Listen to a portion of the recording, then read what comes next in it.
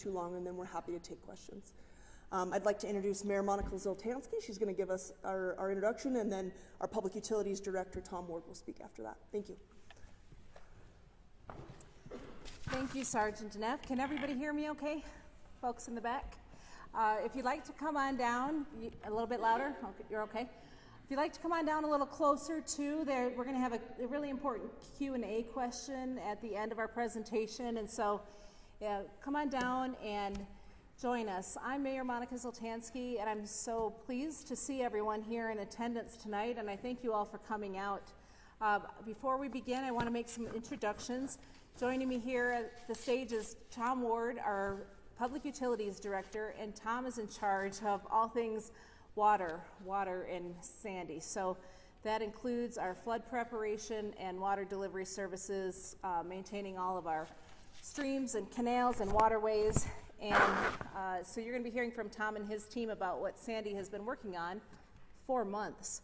4 months. We've had this record snow year, and everybody is alert to the risk that's at the top of our mountains. We've seen the 900-inch plus base at Elta, and we know that snow has one way to go, and that's down Little Cottonwood Creek. That goes right through Sandy. So we want to be prepared. Let me introduce Shane Pace is our Chief Administrative Officer, our City Manager, Kimberly Bell, Deputy Mayor.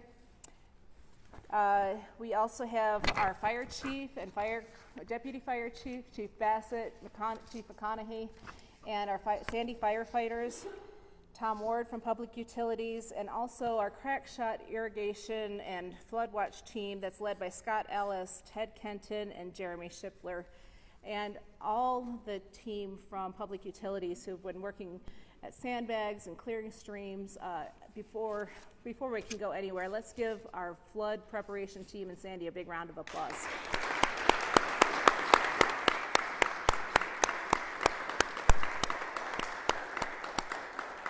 Thank you, and I see we have a few council members here. Allison Stroud, our council chair, Scott Earl, from District 4, Ellison is District 2, and I saw Councilmember Sharkey at large is with us tonight, so thank you, council members, for joining us. So as I said, we've been working in Sandy for months. This is not catching anybody by surprise, but still, as we see the temperatures over the weekend and then today, I mean, it feels wonderful, but this is really go time for flood preparation.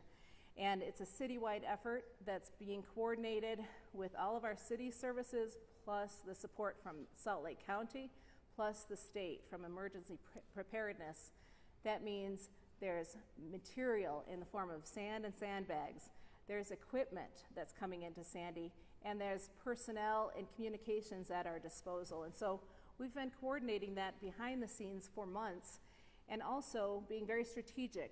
We don't want to sound the panic bell, right? It's not all of Sandy that's going to be affected, but we want to make sure that the people who live in the vulnerable areas in our city have all the resources that they need to prepare themselves, their homes, and their neighborhoods. And so there have already been weeks of sandbag efforts in those strategic locations, and one is not far from here, right at the top of Newcastle at Quail Hollow Park. And out in the parking lot tonight, before you leave, you can enjoy and contribute to a sandbag site that's right outside in the parking lot here at Albion Middle School. Learn how to fill a sandbag. There is a technique, as it turns out. It's not just brute strength. And also what you need to know to arrange for sandbags in your area. The most important thing tonight that I want to tell all of my Sandy residents is where to go for current information. And by current, I mean we are putting out information every day, sometimes multiple times a day, so that our residents get the most up-to-date critical information they need to protect their property and their families. That location is our website that is dedicated to flood prep. It's sandy.utah.gov/flood-ready.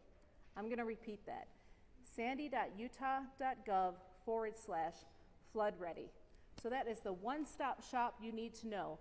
Sign up for alerts. If there's something, a condition that's changing in your neighborhood, and you want to be the first to know, go to sandy.utah.gov/floodready to sign up for those alerts. If you want to report something to the city, to get it to the department directors, to the team in charge of clearing a stream or clearing a storm drain, go to sandy.utah.gov/floodready and learn, oh, it got volume here all of a sudden, that's better, and learn how you can report. So there's two-way communication. There's communication that's coming out from the city, and the city is receiving communication from the residents. So everything that we're going to talk about tonight is also covered on our Flood Ready website. So start there. As your mayor, I'm out in the community every day, and I'm hearing from people, flood readiness is on everyone's mind. And there's something that all of us can do, and it starts at home. Make sure your gutters are clear. Make sure your street gutters are swept, that the debris from the bulk waste or spring pruning trees or your landscaping does not run into our storm drains. That's what each one of us can do. A broom and a dustpan is a way to help your city right now. Make sure your gutters are clear from your home, so that the runoff from your roof doesn't go into the foundation. Groundwater is a concern. We're hearing that in a lot of different communities. You want to make sure that your landscape watering, now that the sprinklers are coming on, that is going away from your home. So that's something that everyone can do in addition to going on to sandy.utah.gov/floodready. My next message for the night is safety. It's something intrinsic in human nature. We all are fascinated by big weather events. We all want to see the tornado for ourselves, or we all want to see the massive avalanche. We want to, record it or put it on our Facebook or put it on our Instagram. But safety first. If you live in a neighborhood that has a park with a big divot that normally kids play soccer or baseball, that's actually a detention pond. It's by design, designed to hold runoff. This spring, those could be full of water. They could be like neighborhood lakes all of a sudden overnight or occurring in a couple of hours. Stay out. No kayaks, no paddle boards, no swimming, certainly, because there's a big drain at the bottom. And what is recreation and a curiosity to some of us is could be life risking. So you don't want to put yourself or your family in that position by jeopardizing your personal safety or requiring the emergency services of our city to pull somebody out of a dangerous situation that could have been avoided. So this spring, avoid big pools of standing water in those detention ponds, and also avoid any running water. Keep your children, keep your pets safe, stay away from moving water. We can only do so much in preparation. Mother Nature is really going to be running this show. So what we can do now to educate and inform one another and to prepare is going to save lives and property if we do get a big runoff or a big melt all at once. So we'll get going with the town hall. We'll have some interesting presentations, but as I said, everybody asks about sandbags. Not everybody in the city needs sandbags, but everybody wants to know about sandbags. So we put together a great video, and we're going to show that right now. Ted's description of how to fill a sandbag, and this is just one thing that everyone can learn tonight if you haven't already filled your sandbags. And again, this is on our city website, sandy.utah.gov/floodwatch. Flood ready.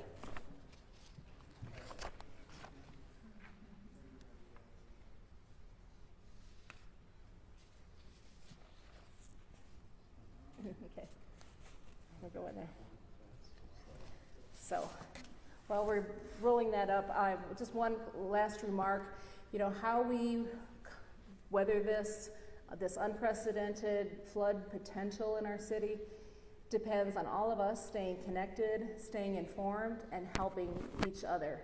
So an event like tonight, to see so many of you turn out to collect the information and to arm yourself with information will help us as a city not just survive, but This thrive. year, we're being very careful. In Sandy City, we need to prepare, if we're in a low-lying area, we need to put sandbags down to keep the water in the channel where it belongs and keep homes as dry as possible.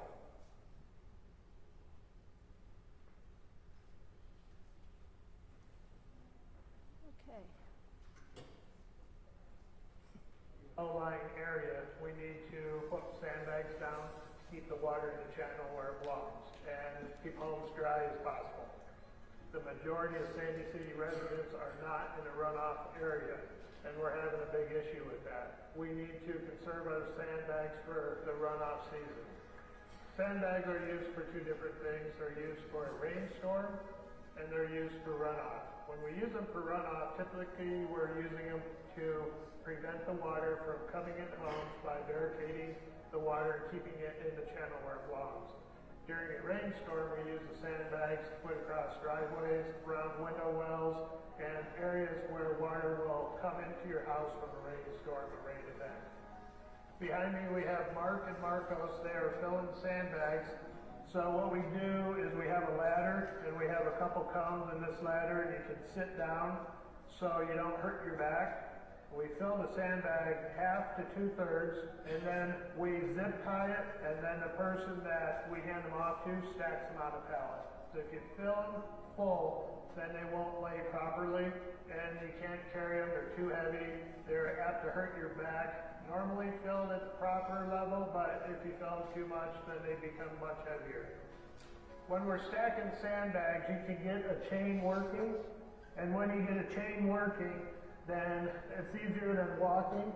A proper chain goes person at the pallet, and then you make your chain as long as it needs to be, whether it's in the truck, at the road, it needs to be behind the house, so that way people don't have to carry.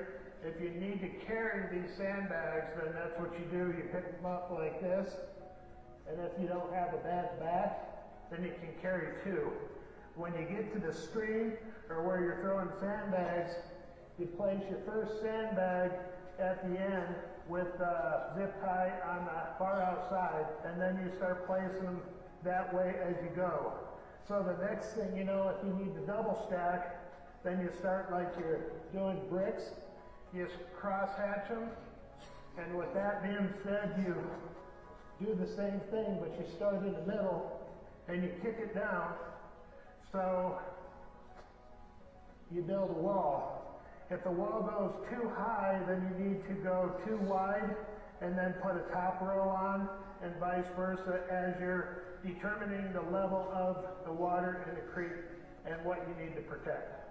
We're doing 2 sandbag filling stations as of right now. We will have sandbags, we will have the proper equipment to fill sandbags, and we'll let the volunteers know when they can come fill them. So we're trying to be very proactive, trying to prevent any unnecessary damage to homes. And so within the next couple of months, let us know, and we'll be glad to come out and assess your situation. Okay, so that's just one example of ready information that you want to know now this month, and those videos will be posted and updated on any important information on our city site. And when in doubt, call us. If you just call the mayor's office, we'll put you in touch. If you have some unique condition in your neighborhood, we have people who can come out, help evaluate, and give you information that is your neighborhood specific information. We've been clearing streams for months. We've been readying our sandbags and our equipment for months. We are in a very good position right now. It's up to Mother Nature from here, but come what may, we'll be working together as a community to help one another. So thank you, and with that, I'll turn it over to Director Ward. Thank you, Mayor. Thank you. So I've asked a couple of your flood control team, as the mayor introduced. One that I'm going to have come up in a minute here is Tyler Shelley. He's within each city in the United States, you're required to have, by FEMA's law statute, a certified floodplain manager. And so Tyler is a registered engineer, a chief engineer in our department, working under Richard Benham, our assistant director and engineering manager. And so he knows everything about floodplains and stuff like that. He had a booth up here, and he'll be out back. He'll cover that. And then I've asked Scott Ellis, he's our operations manager and assistant director, Ted Ketton, Jeremy Shipler, Mike Campbell, kind of the boots on the ground team, the ones that really get the work done. They've been meeting out in the field with y'all. I asked Scott to give you an update on what our team's doing, what the county's doing, what you can do, so they'll do that. What I'm going to do is give you, I'm a registered engineer, been doing flood control almost as long as some of the people in the room, which is close to 30 years. We've got a lot of experience. We've been through many floods. As the mayor said, we are prepared, but Mother Nature's going to show us what it is going to look like, so we're prepared. I'm going to show you some of the hydrology of what we look at, the geeky stuff behind the screens with the county and NOAA and the Weather Service that we look at to see where we're at today. And I will tell you that from where we were a week ago, it's starting to look a little better. It's hot. We want it hot down here. If you look outside and you look at those mountains, do you see any snow in the lower elevation? No. Do you see any snow on the mid elevation? No. If you look north, you're looking at the south-facing slopes, and you can see that there's not a lot of snow even up high, 10,000 feet. That's exactly what we want, and so it's coming off. But there's still a lot of snow. You go up to Alto Brighton, as the mayor said, 900 inches record. We had the worst year on record last year, and here we have the highest snowpack here on record. Scott, if you go to the next slide, please. I've got one more, and here we go. Okay, this slide here, what I'd like to point out, the black line is this year. And all the colors below are the mix of all the years we've had before. You can see we were in record territory, and staff was just telling me today, I was talking with Richard Benham, and look at that. The black has dipped back into normal territory. So where it was record territory a week ago, we're back into normal territory. Things are starting to come together how we want. You can see, that's enough for that slide. How about the next one? So this is a picture just outside here. When we did a sandbagging event, you can see we're looking north. Look at those mountains. Whoop. I just wanted to point. There you go. That's 2 days ago, maybe 3 or 4, but that lower elevation's off. So that's what I was talking about. The next slide, please, Scott. So what this chart shows, I apologize if it's a little bit nerdy, but it's really a lot of information. The red line, that's flood stage. Oh, there we go. The bright blue line is where the best estimate where we think flow is going to be. And what this happens with this chart is they update the model every day and look forward. So if you look back behind us, there was a little time period about a month ago, April. So if you look at the bottom there, whoop, keeps wanting to go. It's maybe on a timer. I gotta talk quicker. And that blue line's going down. That's exactly what we want to see. So things are going good so far, but as the mayor said, we'll see how everything unfolds.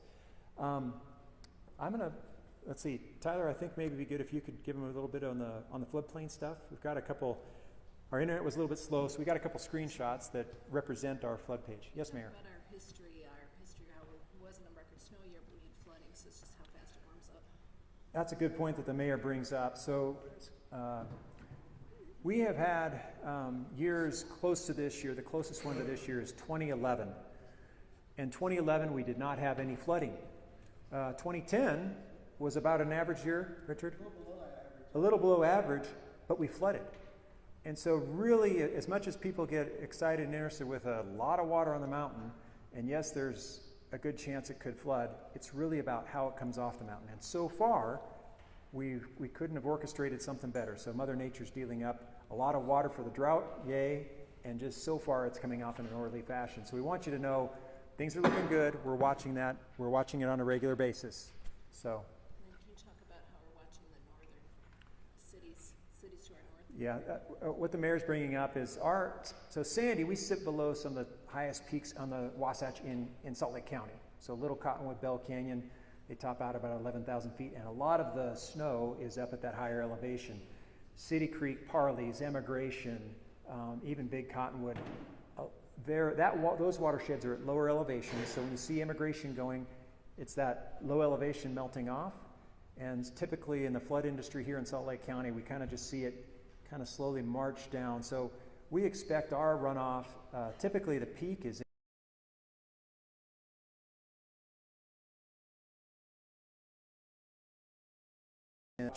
as the mayor mentions, by signing up, we'll let you know if we see something coming that surprises us, and staying tuned, certainly with the weather and then the county and the National Weather Service. But we'll let you know if things start shaping up another way. And some of the flooding we've seen is related to clogged streams as opposed to... Yeah, the mayor's right. So in Sandy, as much as we've focused and our residents have focused on getting debris out of the channels, so that's the one thing we can kind of control, is keep the channels clear. So as she mentioned, our staff have been working on this for months of keeping Dimple Dell, Bell Canyon clear, the Willow Creeks clear, Little Cottonwood, working with the county. And the 6 creeks in Sandy, that the main creeks, we have the Willow Creeks, Big and Little, the Bell Canyon Creeks, there's actually 3 of them, north, south, and or Middle Fork, South Fork, and then the main fork of Dimple Dell, and then Little Cottonwood.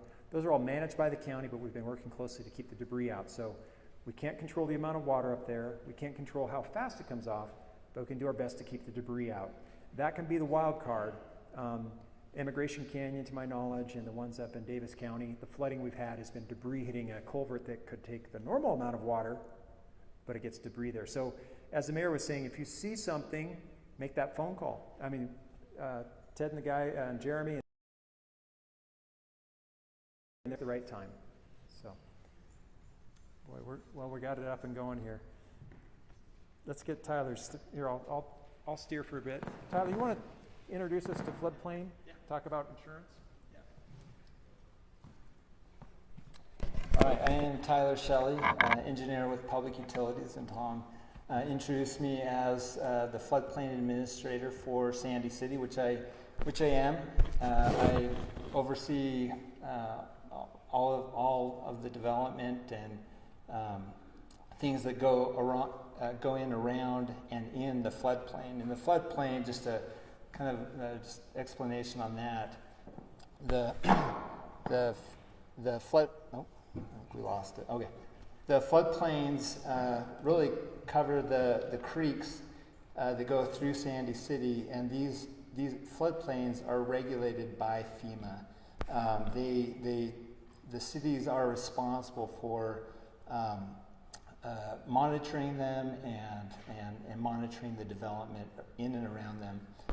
So I also work with our operations group, as well as the county, the state, and federal government when needed. So I wanted to give a quick, hopefully all of you have been to the Flood Ready website. There is a link there where you can go to a map showing the risk that you have. You can actually go to that map, an interactive map, where you can type in your address and it'll zoom right to your property, and you can see if your property touches the floodplain, and if you are at risk of flooding in the event of this large runoff. So you can zoom there. You can look at what the floodplain looks like, and it's shown up here. Thank you. So this is shown partly here. We have when it's zoomed out in the map, you can actually see these depending on the level of emergency, as we're calling it. Right now we're at a steady watch, I believe is what we're at. Steady watch, which you can see in blue is that steady watch phase.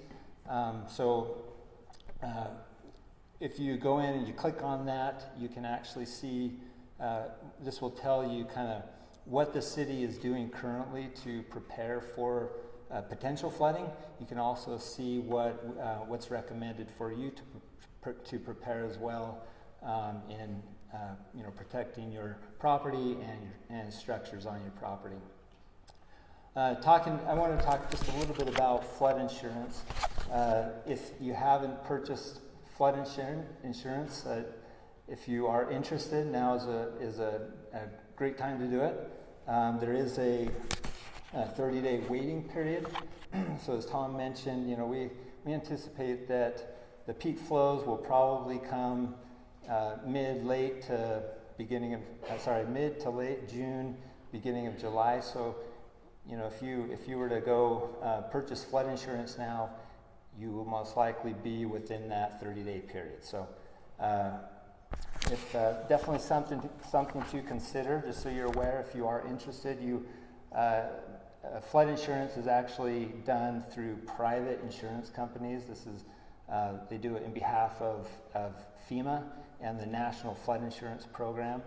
So if you're interested, you can contact your insurance provider, whoever you get your home or auto insurance through, and they can help you with that. If by chance they don't offer the flood insurance, you can get on the FEMA's website, the NFIP website, and they have a list of providers there that you can contact. So I'll be in the back, and I can talk more about floodplains. We can pull up your address, and if you're interested, I can talk to you more about flood insurance. I've got some more information that I can share. So, Tom, is anything else? Thanks, Tom. Yep.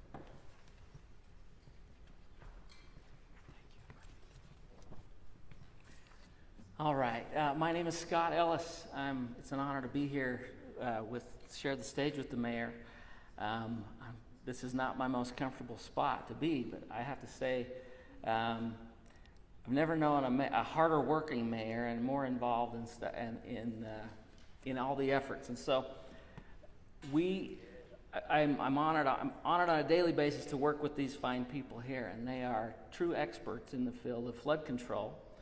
And they've got, between all of them here, more than 100 years of experience. And in that time frame, they've been 30 plus years, some of these guys.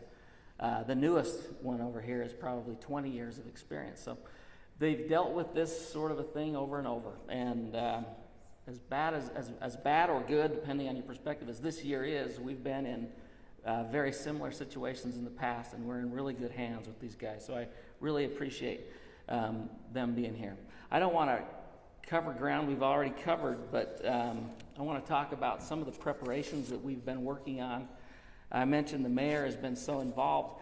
We've done this year in and year out, but we've never started as early as we did this year, and that's thanks to the mayor sounding the alarm early and getting us on track months before we would have. So kudos and thank you.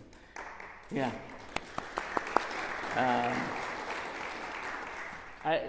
The mayor mentioned and Tom mentioned we work sort of as the right arm with the Salt Lake County when it comes to the flood control.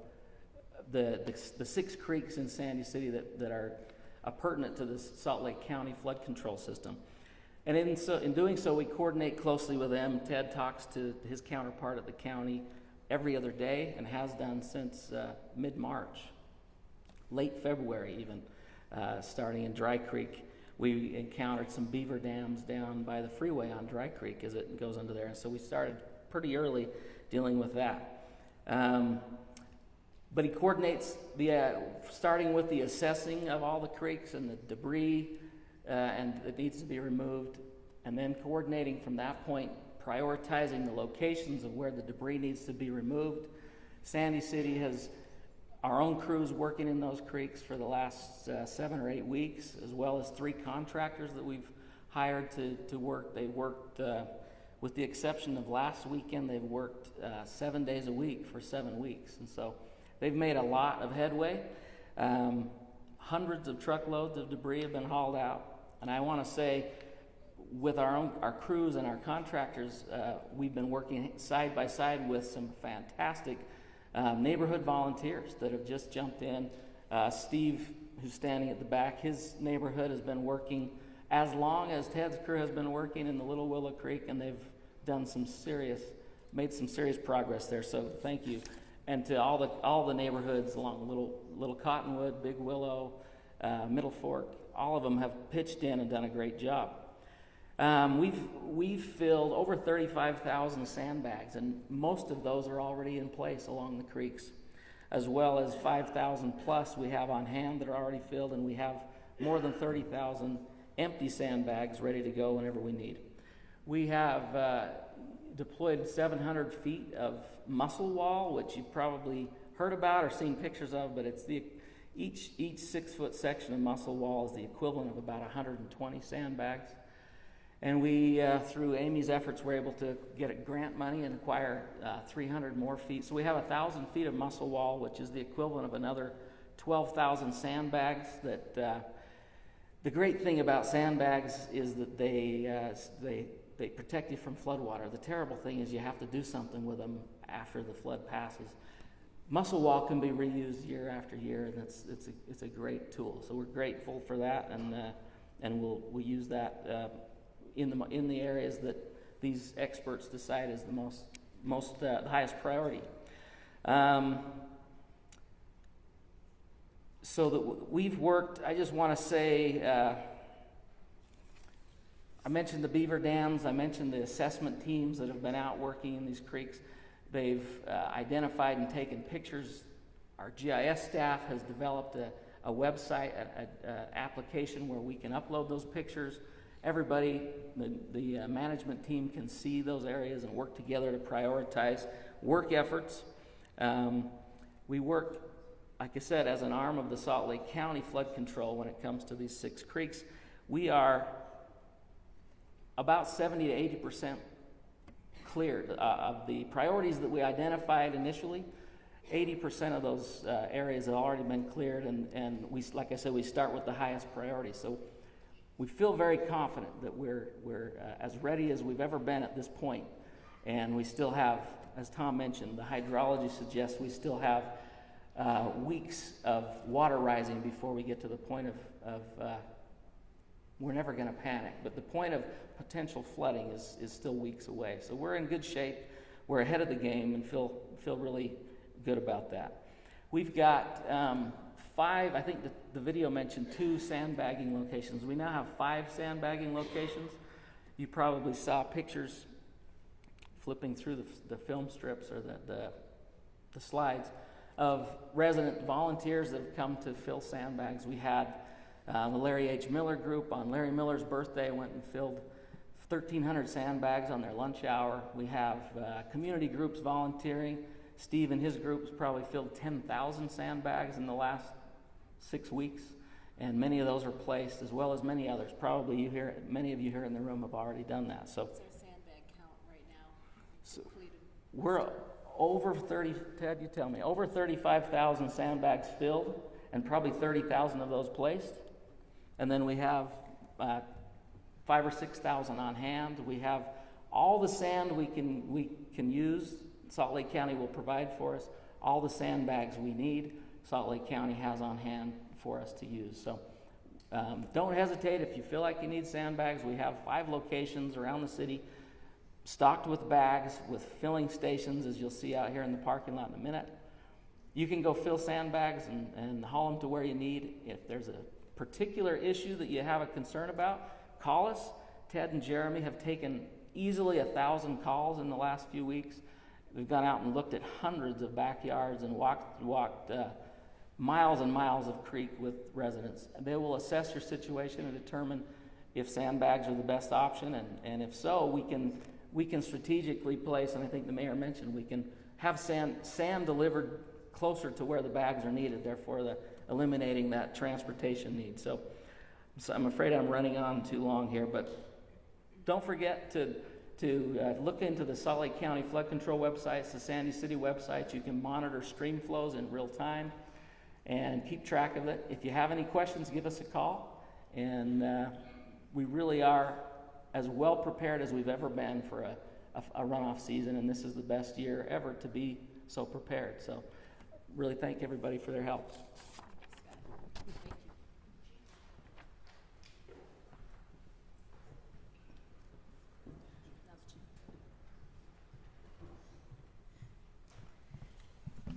Good evening. My name is Jeff Bassett. I'm the fire chief here in Sandy, and just want to tell all of you thank you for taking time out of your schedules to attend. We appreciate you.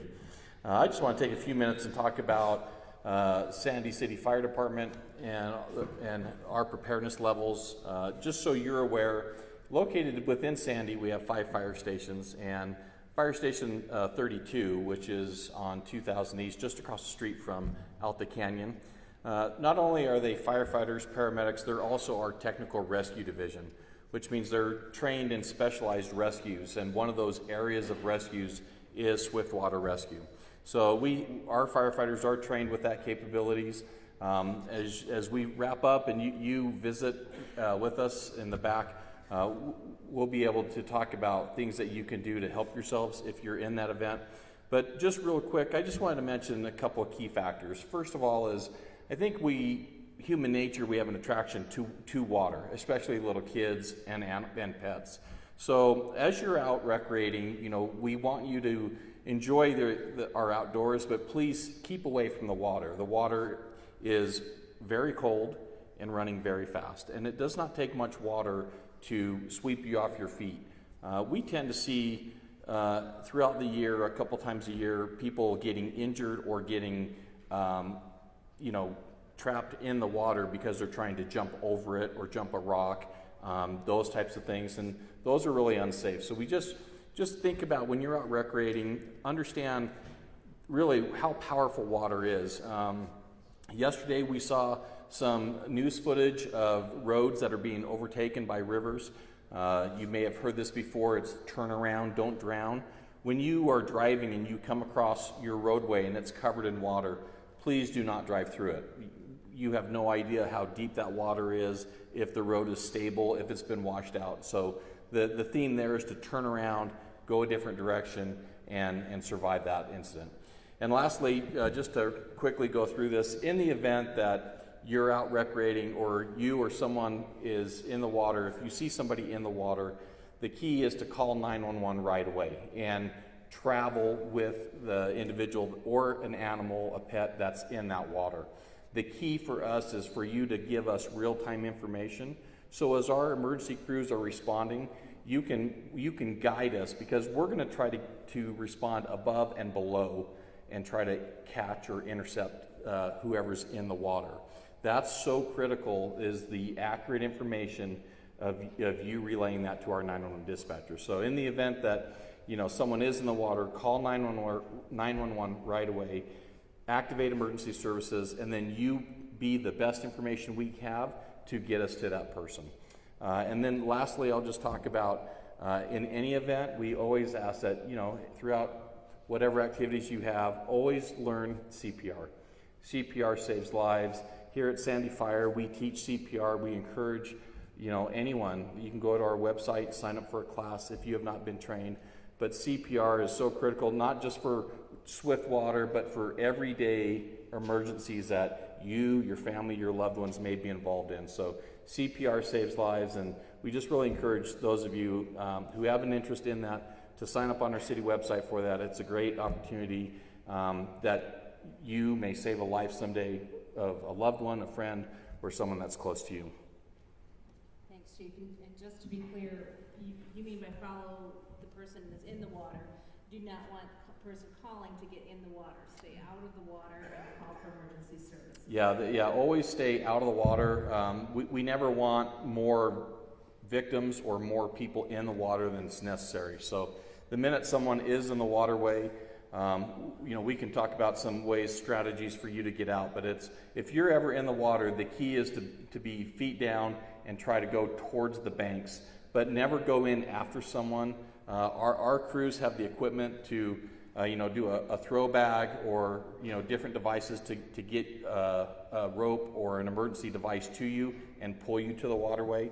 There are certain techniques to do that, so we certainly don't want more people getting in the water, creating more of a hazard. So staying out of that hazard zone, the waterway zone, reporting that information to us as soon as possible and as accurate as possible. And just know that if you give us landmarks, we're going to be aware of those landmarks as well. So don't be afraid to call, don't be afraid not to call because you don't know where you are. Landmarks are important. Our staff understands landmarks. Our dispatchers can relay that information to us. And it's just your eyes to get us to the right place as soon as possible is really critical to the success of a successful rescue. Okay, and then before we cut you loose, Chief, can you talk about some of our popular recreation areas in Sandy, like Bell Canyon, Reservoir, Waterfall, Dimple Dell, Dry Creek, where people may be encountering higher water, faster moving water than usual?